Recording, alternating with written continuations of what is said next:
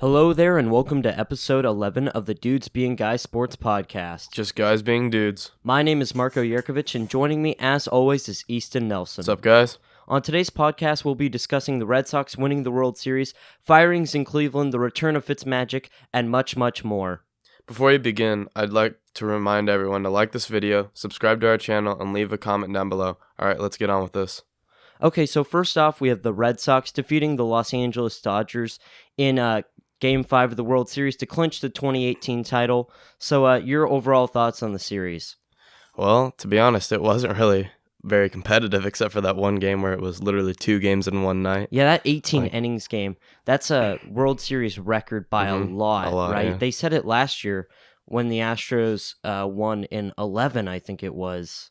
Right, so this was crazy. You're right, 2 whole games, but overall, and then they played really the next day or the same day. The same day, technically, yeah. But overall, I agree with you. It wasn't competitive at all.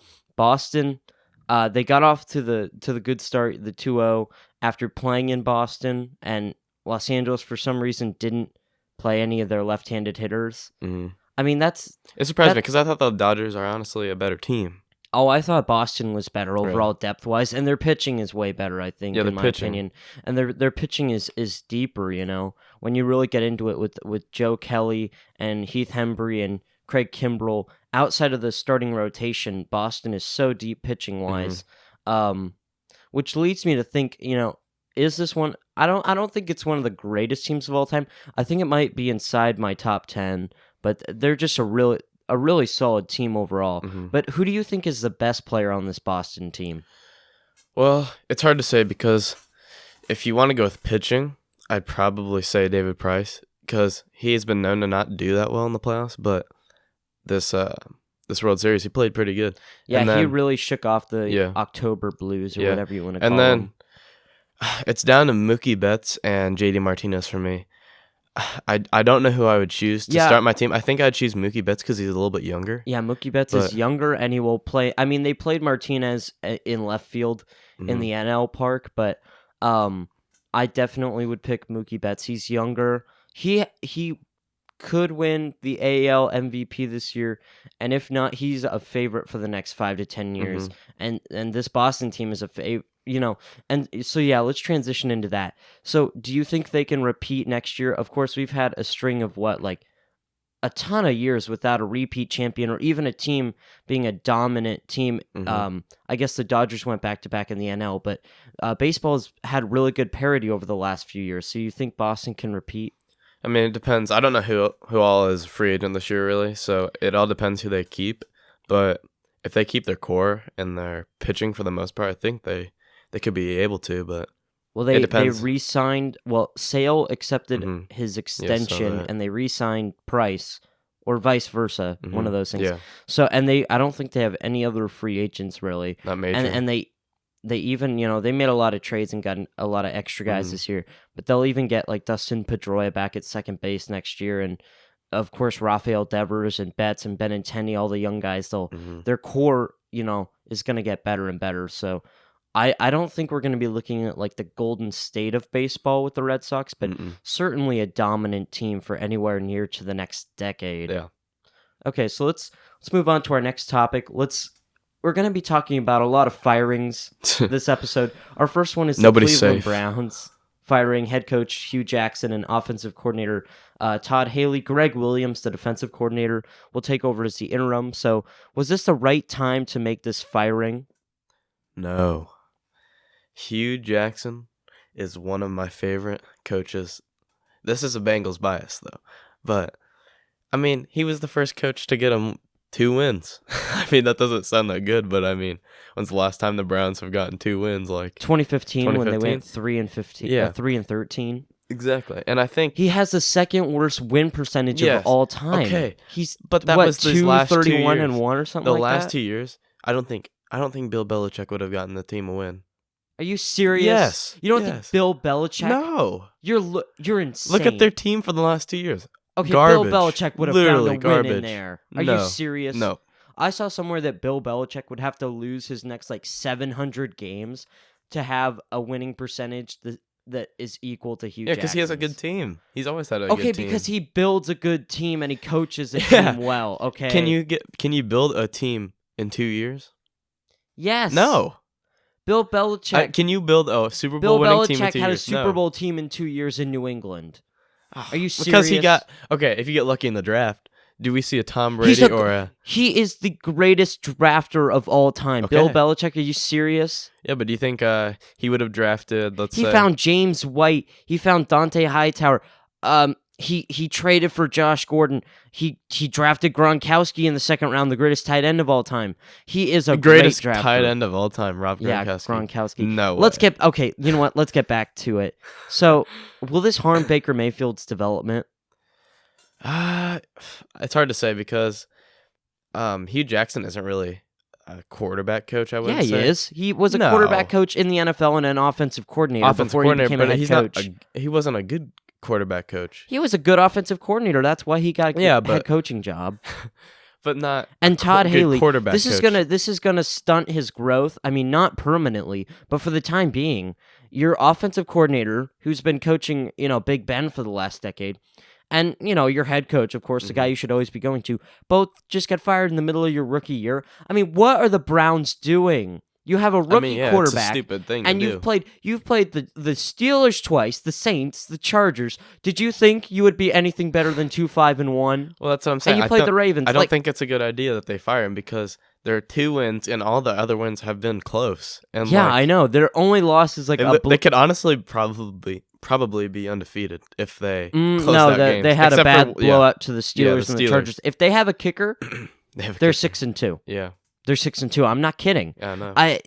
There's been so many other things the Browns have done poorly this year. They let go of a Pro Bowl linebacker in Michael Kendricks for a white collar crime. They traded Josh Gordon, who's now looking to have a resurgence in New England. Hasn't done it yet. I just can't help but seeing this as another Browns mistake. They were trending in the right direction. They have a rookie quarterback, a solid defense, a really solid defense. You're right, and I just feel like they're regressing. This is a lateral move. This is going to make them worse. Yeah, and who would you think would be a good fit for the new head coaching spot? Okay, this is kind of a crazy idea, but Green Bay is in a bit of a slump, and Aaron Rodgers and Mike McCarthy aren't really agreeing on a lot of things right now. I think Mike McCarthy could step in as the new head coach for Cleveland. The current GM, John Dorsey, was the GM in Green Bay, and the head of player personnel in Cleveland was the head of player personnel in Green Bay. So he would have his guys there, and I mean, clearly Cleveland's trending in the right direction. I think Mike McCarthy would be a great pickup. Yeah, I mean, I honestly don't know where the Browns even want to go with their team right now. Like, what coach would fit with them? I don't know right now because Hugh Jackson like you said, he had a bad win percentage, but let's not get back into that. But he was starting to get the team going. Exactly. It's just, it makes no sense. So, whatever coach they get, do you think they'll hire one this year? I think they're just going to run with the interim. Well, they'll probably just run with the interim in Greg Williams. But honestly, the more astonishing part of this firing is Todd Haley, who's been getting what is a terrible offense going. Who is your best wide receiver? A rookie Antonio Callaway. Your offensive line just lost a Pro Bowler in Joe Thomas before the season. He retired. You have a rookie quarterback. Todd Haley has been doing well with what he has. I don't get why they got rid of Carlos Hyde either. Yeah. I mean, that was dumb. That just goes back to the ridiculous nature of the Browns. He's having a good season. Even when they're having a decent season for Browns standards, they're still making cataclysmic amounts of mistakes that would amount in other teams just being super frustrated with their franchise. But it's just everyday stuff for Cleveland, and it's just ludicrous. So moving on to another Cleveland disgrace to another. Let's talk about the Cavs firing the head coach Tyronn Lue, naming Larry Drew the interim head coach for the time being. So what's the next step for the Cavs? Get Kevin Love back and hopefully win some games. Maybe two games for the rest of the year. I don't know. I mean, they fired him after an 0-6 start, named Larry Drew interim.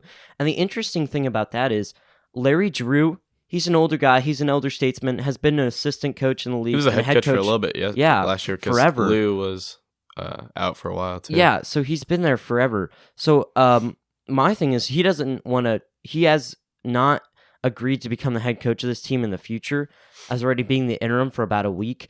I don't think he wants to coach this team past this year. Well, I think who he would? just wants to be an assistant on a better team, simply. And honestly, this is just here's what Cleveland needs to do right now. Kevin Love is out for what, like 6 weeks? Mm-hmm. He just had surgery, yeah. Right, and he could be out for longer. Mm-hmm. Because that's in 6 weeks. He's being reevaluated. It's kind of sad. Their best player right now is Jordan Clarkson, at least playing wise right now. Jordan Clarkson is their best player. Well, that leads me to the next thing. So Kevin Love is out. So tank. Trade your veterans. Yes. J.R. Smith is angry. Kyle Korver isn't playing. Trade Tristan Thompson if you can. I'll take J.R. Smith and Kyle Korver on the Thunder. Please trade them to me. So trade your vets. Play your young guys. Kevin Love is out. Just tank. Honestly, that's the best thing you can do right now. Get another high draft pick and try and rebuild this team. Build around Colin Sexton, you think? Yeah, honestly. Colin Sexton and then Kevin Love and then another young piece I think they draft. should get rid of Kevin Love at the end of the year. If not, but what are you going to trade him for? Deadline. They signed him to a 4-year extension. Yeah, I don't know. Who are you going to get rid of him for? I don't know. I think you can. No, get a he first has round. no value. You don't think not he has no any value, value? but what are you going to get for Kevin Love? No, I mean, we this don't know. rebuild has to have Kevin Love in it because he's a multi-time All-Star. He's a veteran, along with Colin Sexton, and then another young guy in the draft. Cleveland would not be in a terrible spot next year. I mean, yeah. So, honestly, do you ever think Tyronn Lue was ever the head coach of the Cleveland Cavaliers? For these 6 games, yeah. Yeah, for these 6 games. I think LeBron was the head coach for the entirety of his tenure. I mean, I think that's why they fired David Blatt, is because Tyronn Lue was so laid back, and LeBron knew that if I get Tyronn Lue as the head coach, then I can be the head of this team, basically, or the organization, to be honest. Honestly, yeah, he was the GM and coach in Cleveland, and that's something LeBron's going to have to come to terms with. How long till Luke Walton's out? Who knows, because Magic Johnson is in control of that team, and LeBron is going to have to take a back seat. He's not going to be the GM of the team. He's not going to be the head coach of the team. But honestly, yeah, he was the head coach in Cleveland the entire time he was there. So now let's move on to another head coaching firing, one that is a little bit more controversial. So Maryland fired head coach DJ Durkin after just 1 day of being reinstated.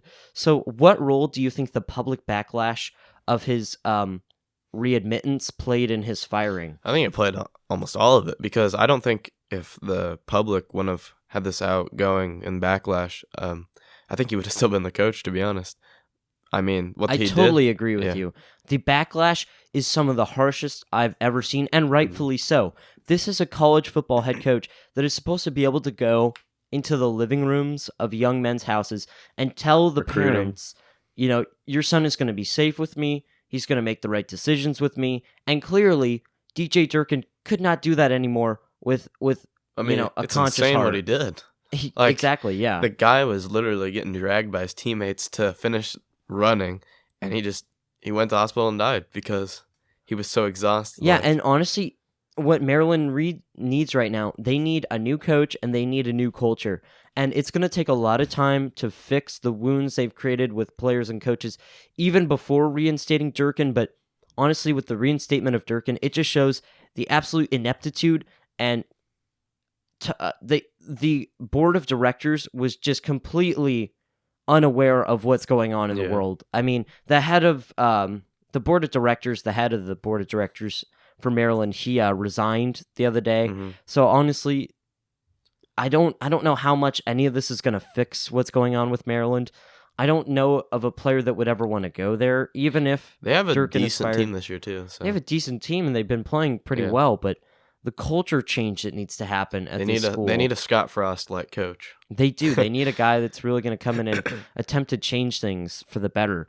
And it's just insane that they thought they could bring him back after everything that's happened. Yeah, that was not a smart move. That it makes the university look even worse now that they wanted him to come back. Well, it just makes that board of directors just look totally just numb and just completely tone deaf to any situation. Yeah.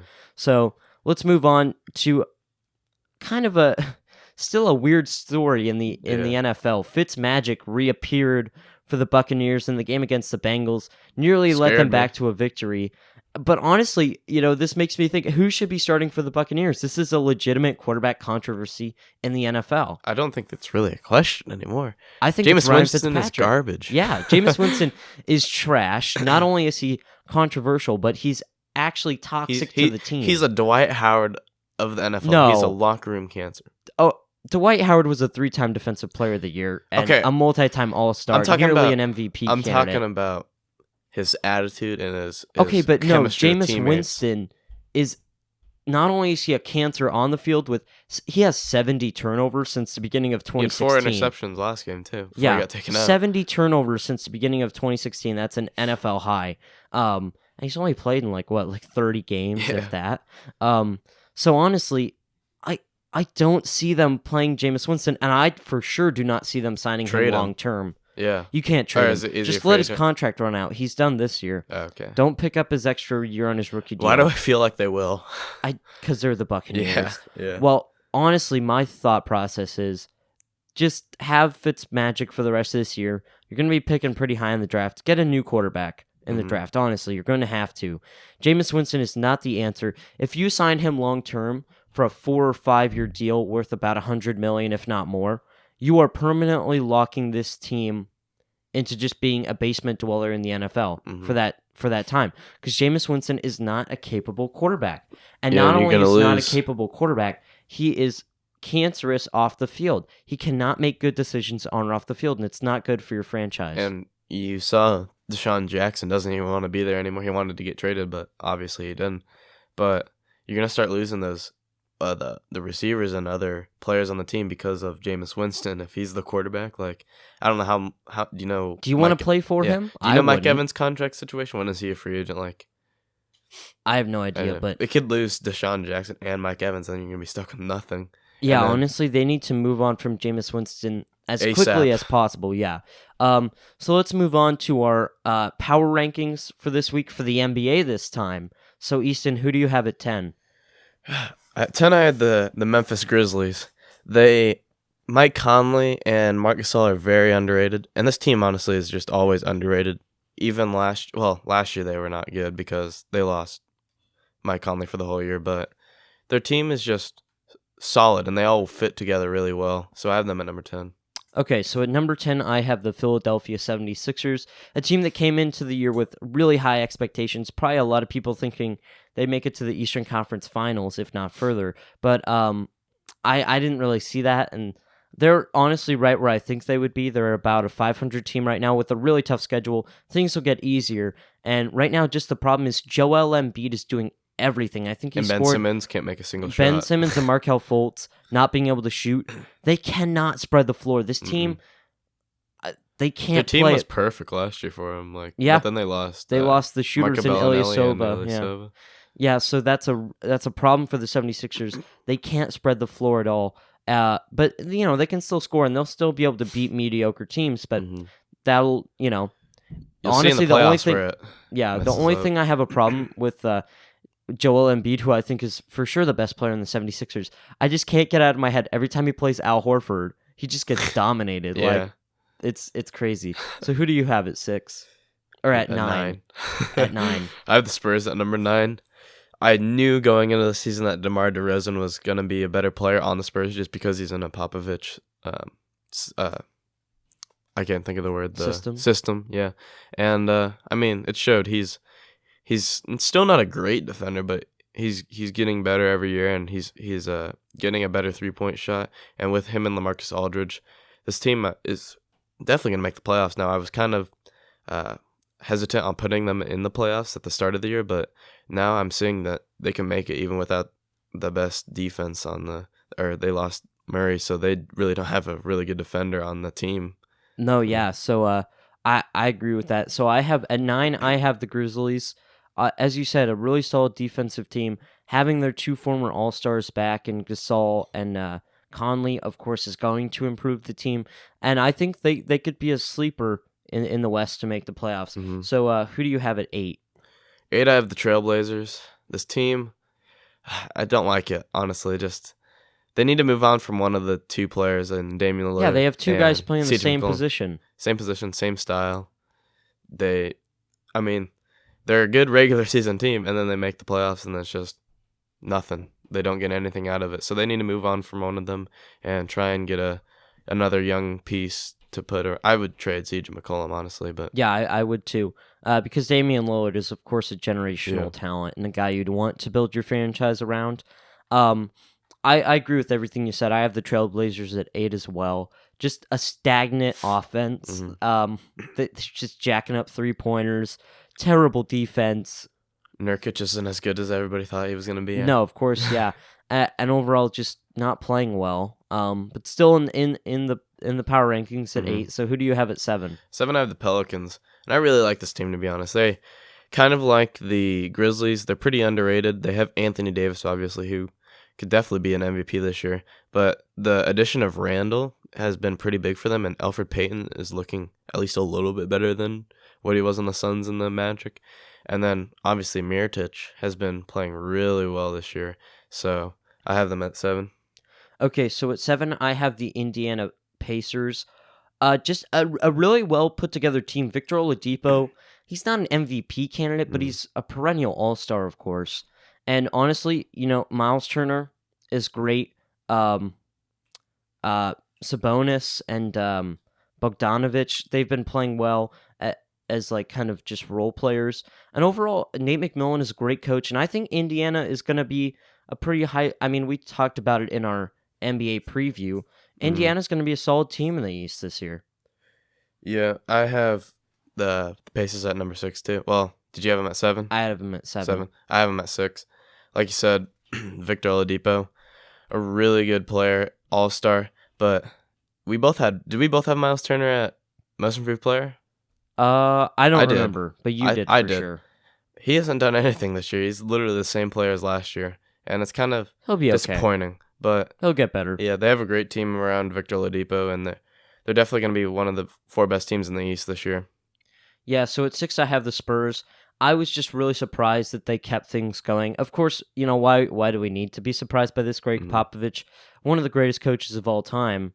But LaMarcus Aldridge and DeMar DeRozan, those pieces have stepped up. And honestly, outside of those guys, there's not a whole lot on that team, and I'm just very amazed by Pop's ability to just plug and play players, honestly. It's pretty spectacular. And now on to the top 5. I have the Nuggets at number 5.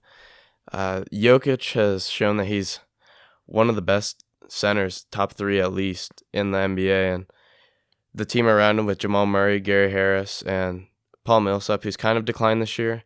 But they've shown, I don't even know their record. Or they've lost. They're 7-1. They beat the Warriors. Yeah, they beat the Warriors.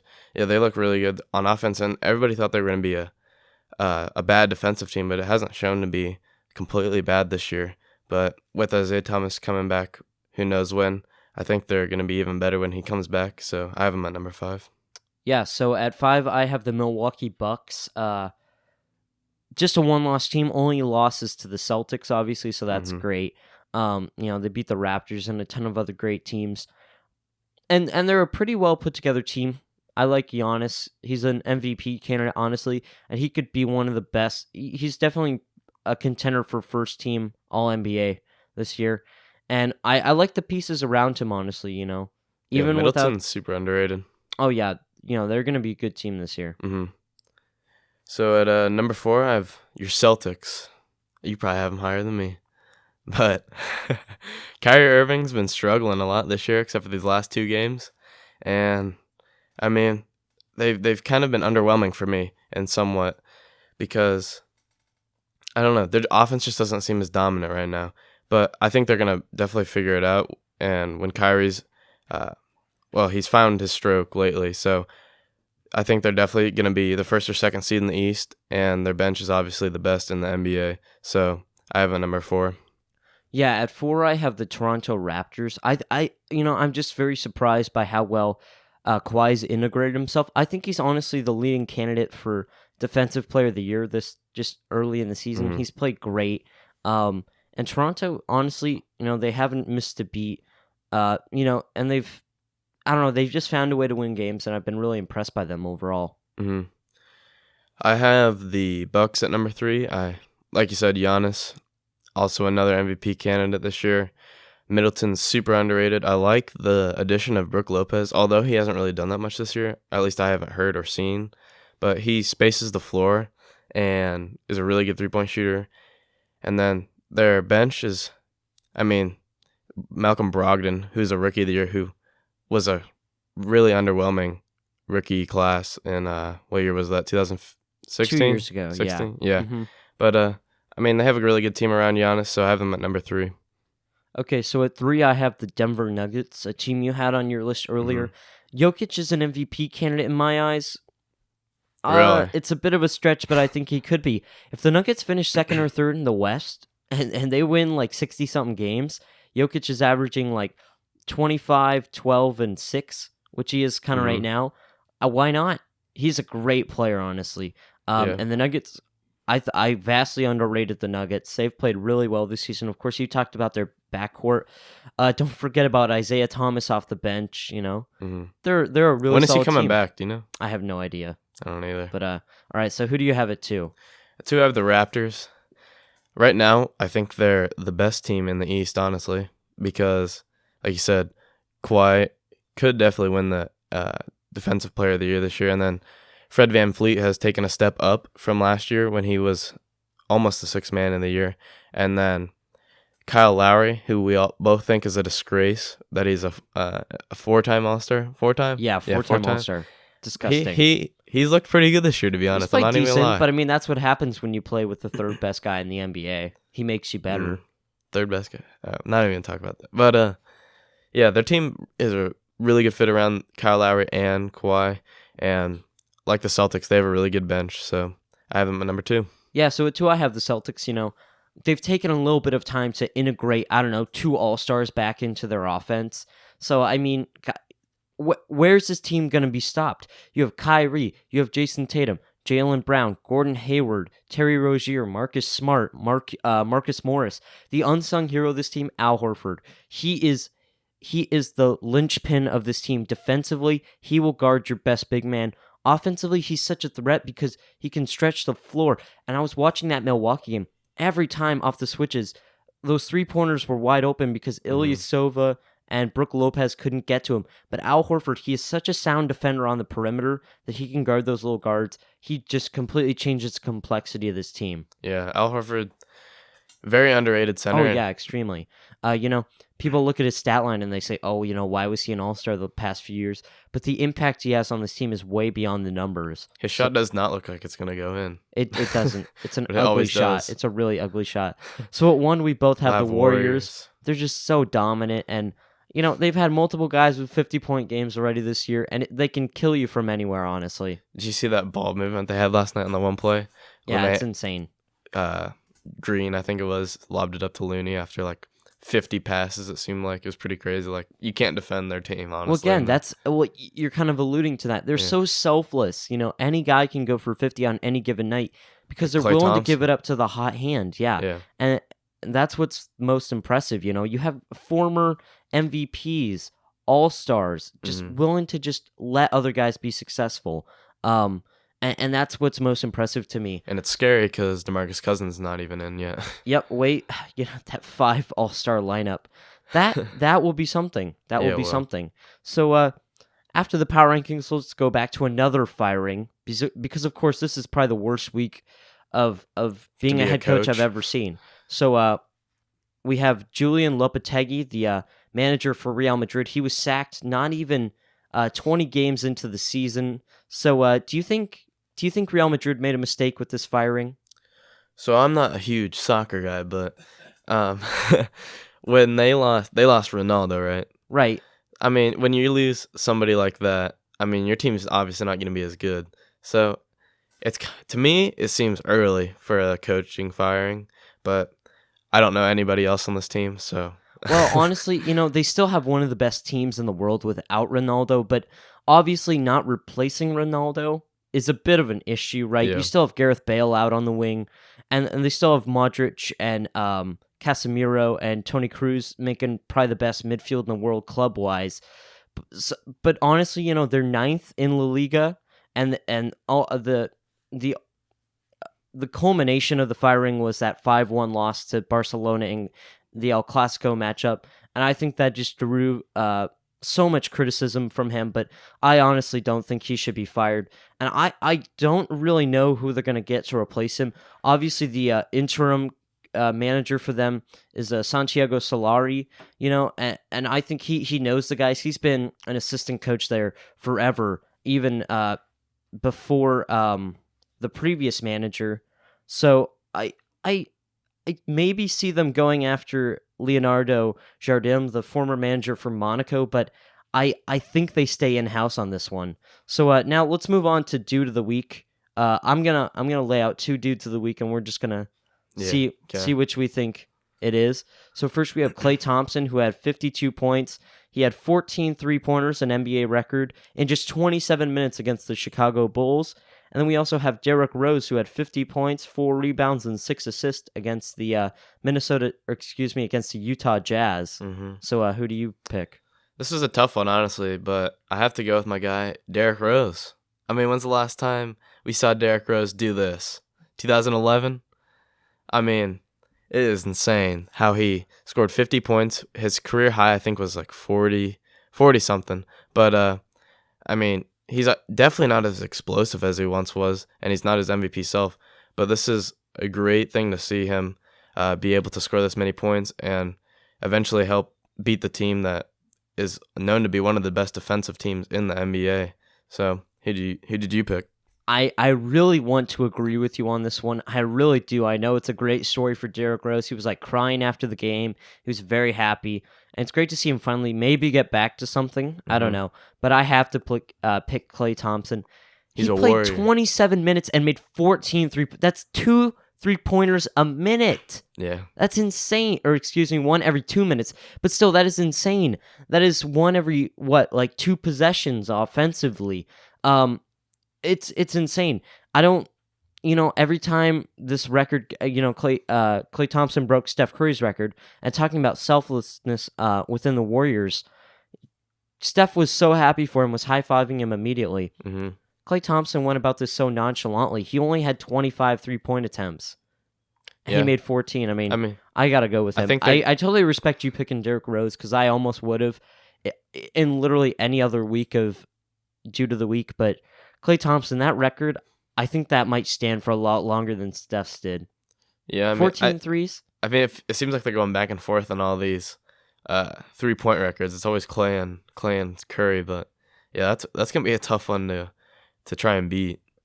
All right, so after the Dude of the Week, we're gonna move on to our reactions to the first college football playoff rankings. So let's go right into this with your overall thoughts on the top 10. Do you think they got that right? Yeah, the top 10 I didn't have a problem with, but or at least their top 5 or 6 I didn't have a problem with. Yeah, I thought it was pretty good. They were literally the same list that I had. Yeah, let me just quick lay out the top 10. So it's Alabama at 1, Clemson at 2, LSU at 3, Notre Dame at 4. At 5, it is LSU? No, at 5, Michigan. It's Michigan. 6 is Georgia. 7's Oklahoma. 8 is Washington State. 9 is Kentucky. And then 10 is UCF. Or not UCF. No. 10 is Ohio State.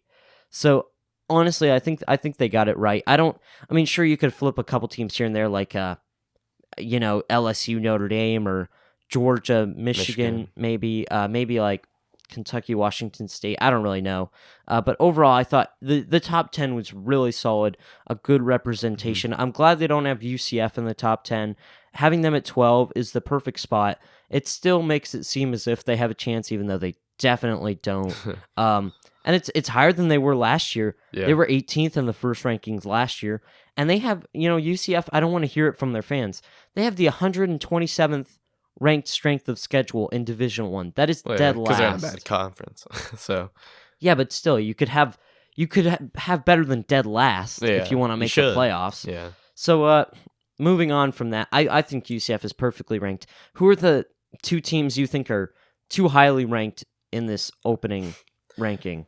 Well, I said, or at least one of the teams I have is Florida, and then the other is Kentucky. Florida for me is too high because they're a 6-2 team, and I think they're the first 6-2 team, going from 1 to. Yeah, they're the highest ranked 2-loss team in the rankings. And I don't know, they only dropped 2 spots after the loss last week, and for Kentucky, I don't believe in Kentucky. Like, it's so weird seeing Kentucky football in a top 10 college football playoffs. And if it wasn't for Snell, the running back, I don't think this team would be, or their offense at least, wouldn't be as good as they are doing right now. So those are the two teams I have. I don't have either of those two teams, but I can totally see your argument on both. Florida, obviously the 2 losses tough, but yeah, you have to look at their schedule. They've beaten LSU, and they played Florida really well. So, you have to give them a pass, and obviously they lost Kentucky, who's now a top 10 team. But looking at Kentucky, as you said, they have played a tough schedule, but they beat Vanderbilt by 7. They beat Missouri by 1. I mean, they've barely been escaping. They lost to Texas A&M in overtime. So we'll see. Georgia, it depends on how Georgia plays them on Saturday, but, well, we'll play them. This will come out after Saturday. But honestly, I can see both of them. For me, the teams that are too highly ranked, I think that the ACC is criminally, fraudulently overranked in this ranking. North Carolina State and Virginia are my 2 teams. You could flip those out with Boston College, with Syracuse. All these 2-loss ACC teams are just absurdly overranked, and I think it's because Frank Beamer, the former Virginia Tech head coach, is on the committee. He's gonna, the coaches are gonna be the most vocal guys. I think it's just poorly ranked. You have a lot of teams missing from the ranking. So speaking of that, who are 2 teams you think are too low ranked in the rankings? Well, you thought UCF was a good spot for them, but I kind of thought they were too low. I feel like they should be in the top 10. I don't know. Their offense is Who are you going to take out of the top 10? Kentucky. Fine. But, and then I also have West Virginia, who I think is a little too low too, with obviously Will Grier, and their offenses looked really good. Yeah, I agree with you. I have West Virginia in there as well. I think they're a really solid team. Obviously a 1-loss team. We'll see how they play the rest of the season. I feel like they're kind of under the radar a little bit. Well, this could become irrelevant if they lose to Texas tonight when this comes out. But honestly, I think based on how they've played the season to this point, they should be way higher ranked than 13. I think it's kind of ridiculous as a 1-loss team to be ranked that low from a Power 5 conference. The other team I have that's too low ranked is because they're not even ranked at all as a 1-loss Houston team. I think you take out literally any of these 2-loss ACC teams for a 1-loss Houston. Syracuse out. Their only losses to, I don't care who you take that on. Syracuse is honestly the only ACC team from them. They're ranked 18, which I think is too high, but I'd be okay with them being at least 24, 25. But you take out any of these ACC teams for Houston. They played Texas Tech close. They obviously played a lot of Power 5 teams in their non-conference. They just beat South Florida, who's ranked. So I think Houston should be given a lot more respect. But overall, I just think the ACC is disgustingly overranked. I mean, they're inflating Clemson's resume. They're inflating the ACC's resume. But what in part that is doing, that is totally just diminutizing Michigan's resume. Purdue is not on there, which I don't think Purdue should. But Michigan State, Northwestern, Wisconsin, they're all gone. I mean, are you serious right now? You don't want any of those teams over at any of those teams play one of the ACC teams, they'll blow them out. Yeah, they'll crush them. Yeah. Another conference that kind of got the bad end of things, which not as bad as the Big Ten, because I can see these teams not being ranked, but no Stanford, no Oregon, no Washington. I mean, seriously? You're not going to put any of those teams in your top 25 of the college football rankings? Yeah, I mean, they kind of all beat up on each other. I know, they're but the reason still, why. I just think those teams are high quality enough to be ranked. I think they should be ranked, yeah. Yeah, so just terrible rankings. And honestly, the back end really doesn't matter because all I care about is the playoffs, which is another thing we could get into about playoff expansion would maybe make the bowl season more watchable because it's more games you'd have to watch. Aren't they going to expand it? Didn't they say like every few years they're going to add more? That's what they said at the beginning, and I honestly think if a UCF team that goes undefeated for 2 seasons doesn't get in, and there's and especially this year if Notre Dame makes it in, that means 2 Power 5 conferences are left out. I think then you're going to have to see an expansion to 6 or 8 teams. But yeah, with that, let's move on to our Heisman Watch. Sticking with some college football. So who do you have at 3 in your Heisman Watch? At 3, I have Kyler Murray. He's been one of the guys that I've really liked all season long. He makes the Oklahoma team really fun to watch, honestly. He can do literally anything on offense. He's definitely one of the best running quarterbacks in all of college football. And then he also has the cannon of an arm that he can get it to his threats down the field. And like I said, he makes the game fun to watch. So I have him at number 3. So at 3, I have Dwayne Haskins. Even after the bad game against Purdue, which actually wasn't that bad a game, he's still leading a crazy good offense for Ohio State. He's setting so many different records, and he will for Ohio State passing-wise. So I have him at 3. I have him at number 2, Dwayne Haskins.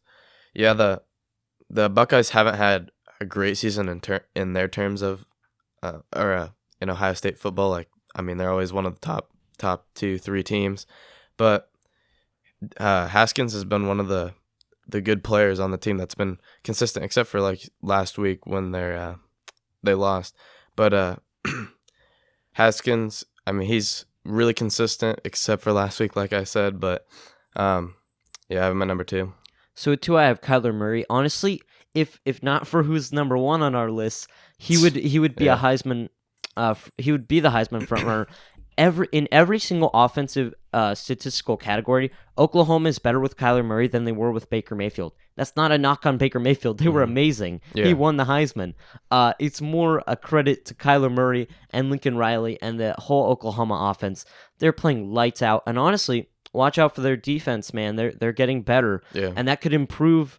I know we're not talking about, playoff stuff right now, but talking Heisman-wise, it's better if your team can, make it through the season undefeated or with only 1 or 2 losses.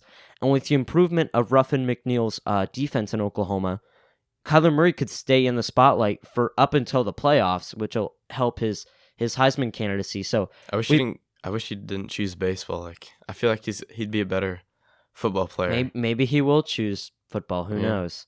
Well, he's already gotten drafted, hasn't he? Yeah, but I mean, a lot of guys get drafted, and he could still choose the NFL. So we both have Tua Tagovailoa at number 1. Just amazing. Alabama's number 1 in offensive efficiency, and you have to go by offensive efficiency with him because he has not played a snap in the fourth quarter. He's only had 25 pass attempts in the third quarter. It's insane. Obviously, we're doing this before the LSU game, and if the LSU game's a blowout, he's for sure the number 1 front runner. And I'm curious to see. Obviously, we'll know this before this comes out, but does he play a fourth quarter snap against the LSU Tigers? Well, I mean, it'll depend on the score, like you said. I think it's insane how he's putting these numbers up while splitting time with Jalen Hurts. Not even playing in the fourth quarter, which is crazy. Like, only, what do you say, 25 in the third, too? Yeah, 25 pass attempts. It's insane. I mean, he is the most efficient quarterback I think I've ever seen. Yeah, it's super fun to watch, like, Kyler Murray.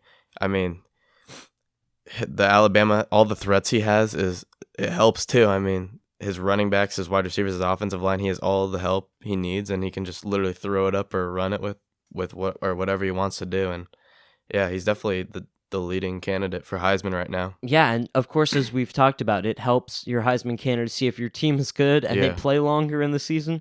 Alabama definitely will. I don't see them losing another game because of Tua Tagovailoa, so, I think he could play in the fourth quarter tonight, though. I like this LSU team a lot. Yeah, they're an all right team. So, that's our Heisman watch. So, we have the same 3 guys, just a little flip at 2 and 3, and Tua at 1, of course, because he's probably the best player in college football right now, and probably the best player I've seen in college football in a long time. So that is it for episode 11 of the Dudes Being Guys Sports Podcast. Please remember to like this video, subscribe to our channel, and leave a comment down below, either a video idea or what you liked about this podcast or what you didn't like. I don't really know what you want to put down there. But I'm Marco Yurkovich. Joining me, as always, was Easton Nelson. Thank you, and we will see you next week. Peace out.